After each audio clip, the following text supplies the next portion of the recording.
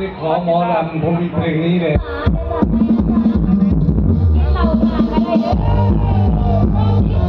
มาไม่รอเลย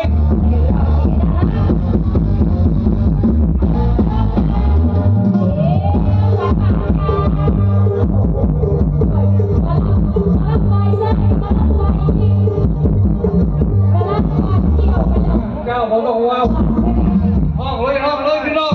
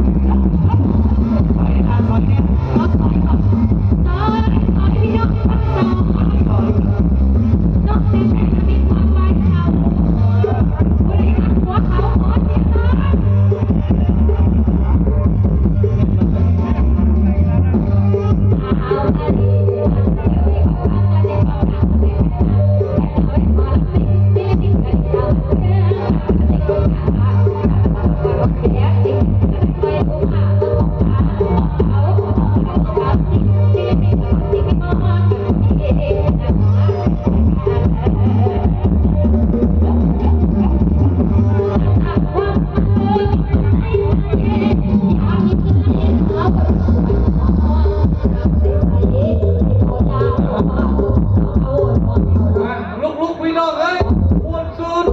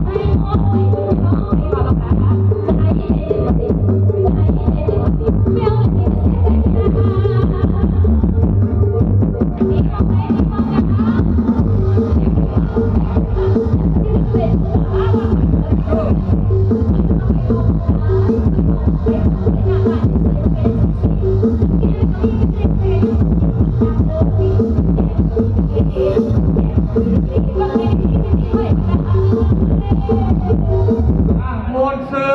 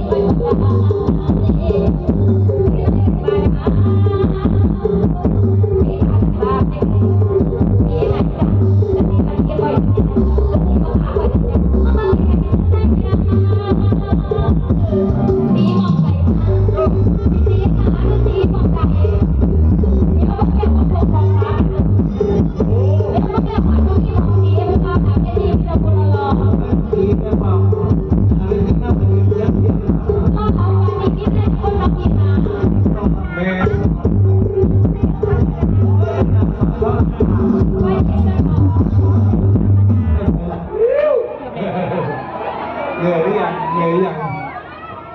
เขาบอกคนที่มีความรักนี่บางทีต้องรอเป็น10 ปีก็มีว่าชู2 มือย้อนยุค90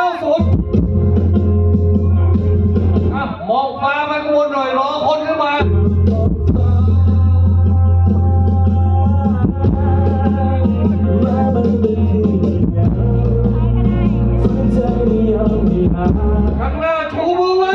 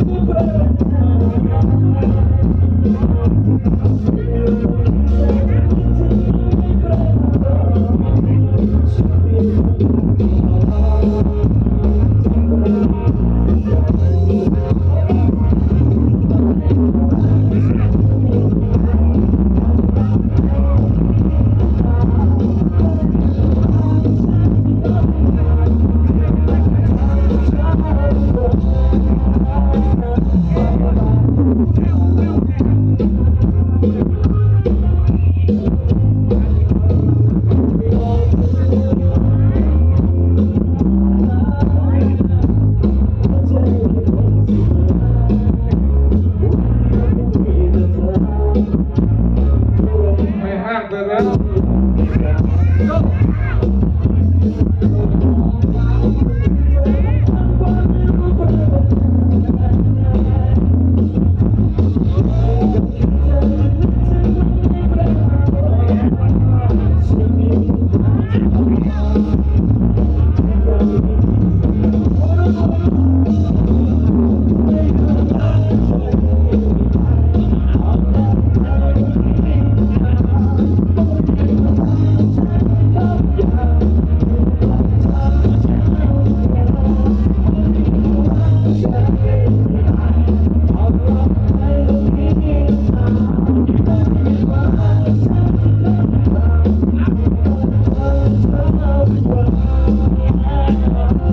ขอเป็นยาม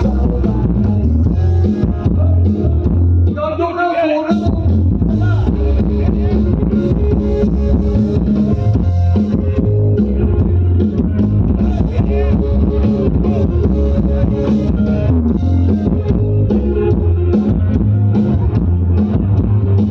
ไปไหนมาต้องดีใจให้ทีมงานเลยสาม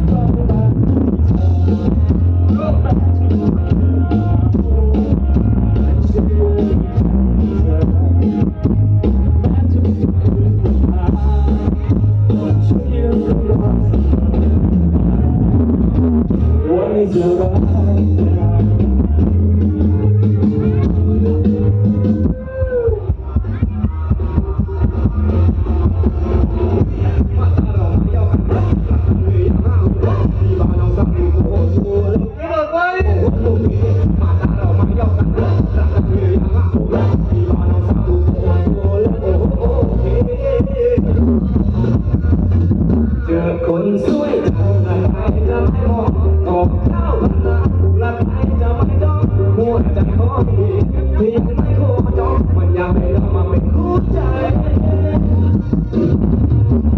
ปากแดงคิ้วหน้าชมทุกนาทีดอกแก้วใจดีและเธอรู้ไหมอยากถามสักนิดว่าจะคิดอย่างไรเป็นไปได้ไหมเอามายิ่งเจ้ายิ่งร้อยเจ้ายิ่งเจ้าจะถามว่ายิ่งน้อยก็แทบจะเกินหัวใจเราสาโดนเอาที่หลังไม่ต้องไปเอาไม่เอายิ่งเจ้ายิ่งร้อยเจ้ายิ่งเจ้าจะถามว่ายิ่งน้อยก็แทบจะเกินหัวใจเราสา